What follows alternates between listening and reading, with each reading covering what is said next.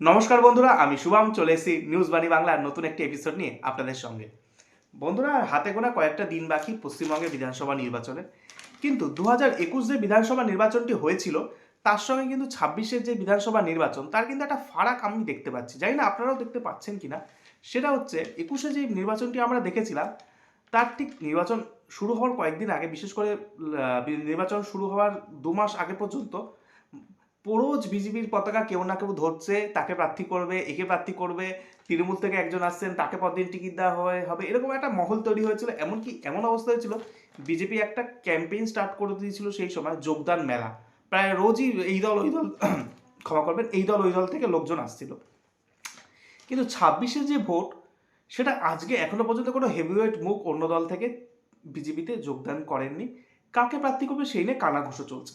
এবার আমাদের কাছে যে তথ্যটা এসছে সেটা আমি আপনাদের সামনে তুলে ধরছি, কারা কারা প্রার্থী হতে পারে।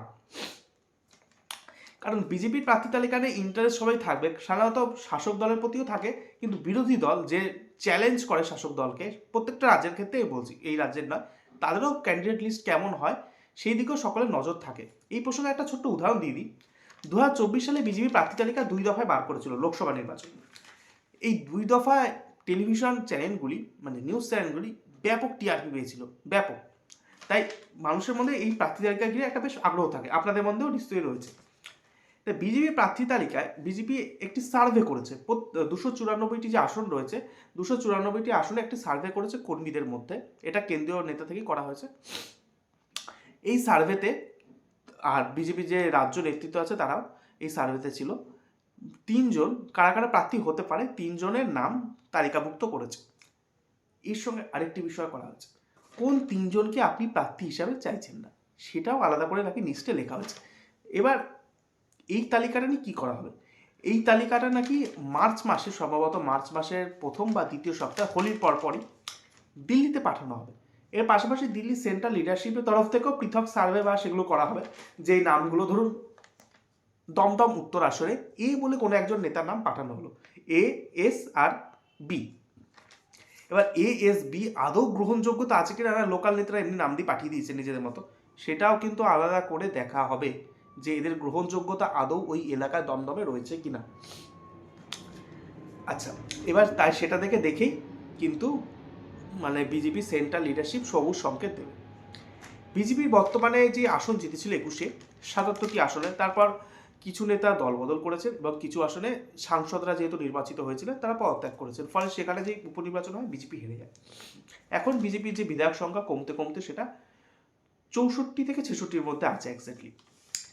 এবার প্রশ্নটা হচ্ছে, সবাই কি টিকিট পাবে? দেখুন, যে 64 থেকে 65 জন রয়েছে তারা কিন্তু বিজেপির প্রতি মানে আস্থা রেখেই রয়েছে, এটা তো বলা যায়। এবার তাদের যদি বিজেপি টিকিট না দেয় সেটা কিন্তু সমস্যার বিষয় হবে। তবে এখন অবধি যা খবর, খুব এক মানে বেশি জনের নাম বাদ যাবে না। এখন অবধি যা জানা যাচ্ছে, খুব বেশি জনের নাম বাদ যাবে না। তবে একটা কথা বলে রাখি এই প্রসঙ্গে, বিজেপির কেন্দ্রীয় নেতারা কিন্তু আলাদা করে সার্ভে করবে, যাদের টিকিট দেওয়া হবে তারা কিন্তু সেই এলাকা আদৌ গ্রহণযোগ্যতা রয়েছে কিনা। বিজেপির অনেক বিধায়কের বিরুদ্ধে প্রশ্ন উঠেছিল, তারা এলাকায় যান না, কর্মীদের সঙ্গে কথা বলেন না, সামাজিক কর্মসূচিতে অংশ নেন না। তাই সেই সব বিধায়কের হাতেও কি সেই সময় লাস্টে টিকিট উঠবে কিনা একটা প্রশ্ন থেকে যাচ্ছে। তবে দেখা যাক আগামী দিনে কি হয় এই বিষয়। দ্বিতীয় প্রশ্ন, সেলেবরা কি প্রার্থী হবেন? 21-এর নির্বাচনে বিজেপি ঢালাও সেলেবদের প্রার্থী করে দিয়েছিল, কে না হননি। শ্রাবন্তী থেকে শুরু করে, পায়েল থেকে শুরু করে, জজ থেকে শুরু করে, আর মাথায় আসছে মানে এত ঢালাও সেলিব্রিটিদের তৃণমূলকে এটাতে টেক্কা দিয়েছিল। প্রচুর টলিউডের অ্যাক্সেন্টি নেতা নেত্রীদের, ক্ষমা করে অভিনেতা অভিনেত্রীদের প্রার্থী করে দিয়েছিল। এবার কি প্রার্থী হবেন? দেখুন, আজকের তারিখ অব্দি কোনো বড় মুখ নতুন জয়েন করেনি বিজেপিতে, তবে সেলিব্রিটি প্রার্থী হবেন এখন অব্দি যা জানা যাচ্ছে। কে হবেন তার নাম এখনো বলা যাবে না, কারণ যেহেতু এখনো অবধি তো পূর্ণাঙ্গ মানে বিজেপির তরফ থেকে কোনো প্রকাশ্যে কোনো ইঙ্গিত দেননি। তবে আপনারা তাকে চেনেন, বছরে 1টা থেকে 2টো হলেও তার সিনেমা আসে, খুব পরিচিত মুখ। শেষ 5 বছর ধরেই সে বিজেপির সঙ্গে রয়েছে এবং সম্ভবত তিনি টিকিট পাচ্ছেন নদিয়ার কোনো আসন বা ব্যারাকপুর বা দমদমের আশেপাশে কোনো একটি আসন থেকে। সে পরিচিত মুখটাকে আপনারা খুব ভালো মতনই চেনেন, রাজ্য বিজেপির কোনো না কোনো সাংবাদিক বৈঠকে বা প্রথম সারির কোনো ইভেন্টে দেখা যায়। এর বাইরেও আর কিছু হয়তো সেলিব্রিটি থেকে প্রার্থী পেতে পারে। সেটা দেখা যাক আগামী দিন কী হয়, তবে আমি যার কথা বললাম তিনি টিকিট পেতে পারেন। এর পাশাপাশি হ্যাঁ, অনেক আসন রয়েছে যেখানে স্থানীয় নেতাদের গুরুত্ব দেওয়া হবে। যেমন স্থানীয় নেতারা তারা মানে কতটা ক্ষমতাধারী, এলাকায় তাদের জনসংগঠন কতটা মজবুত, তারা সামাজিক কর্মসূচিতে অংশ নিতে পারবেন কিনা, তৃণমূলের সঙ্গে টক্কর দিতে পারবেন কিনা, বুথ আগলে রাখতে পারবেন কিনা, এই বিষয়গুলি খেয়াল রেখেই কিন্তু প্রথম যে বলেছিলাম না সার্ভে করা হচ্ছে, এই 4 নম্বর প্রশ্নটা হচ্ছে ওইটাই। এই বিষয়টার জন্যই কিন্তু এই সার্ভেটা করা হচ্ছে। স্থানীয় স্তরে বাহুবলী বললে ভুল হবে, স্থানীয় শক্তিশালী নেতাকে যে টক্কর দিতে পারবে, লড়াই করতে পারবে, জিতে আসতে পারবে। কারণ পশ্চিমবঙ্গে ভোট তো বড়ই বর্ণময়, তা শেষ অবধি কে টিকে থাকতে পারবে সেটা কিন্তু দেখা যাবে। আর সেটার জন্যই কিন্তু এই তালিকাটাও গুরুত্বপূর্ণ।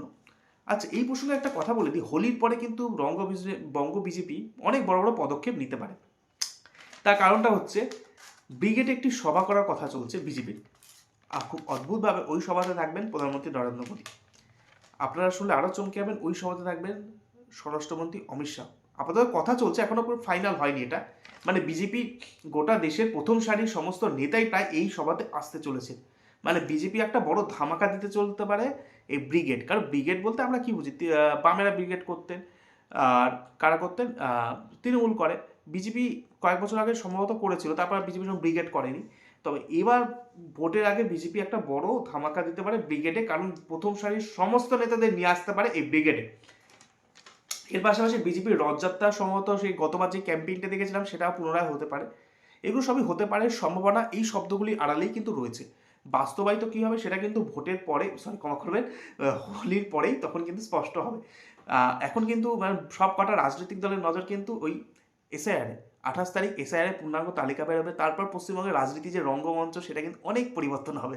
সেই রঙ্গমঞ্চে কোন দল শেষ পর্যন্ত হাসি হাসবে বা কোন দলে কপাল পুড়বে সেটার জন্য আমাদের ওয়েট করতে হবে। ভোটার যেদিন গণনা হবে, পুরো ভোট কর্মসূচি শেষ হয়ে যাওয়ার পর যেদিন ভোট গণনা হবে সেই দিন। তাই আপাতত কিন্তু বিজেপি সহ বাকি দলগুলো কিন্তু এখনো খুব মানে বড়সড় ক্যাম্পেইন করছে না। আপনারা যদি তৃণমূলকেও দেখেন খুব একটা কিন্তু আহামরি ক্যাম্পেইন করছে না, তারা কিন্তু আপাতত মানে হালকা জেলা সফর বা এসবই করছে।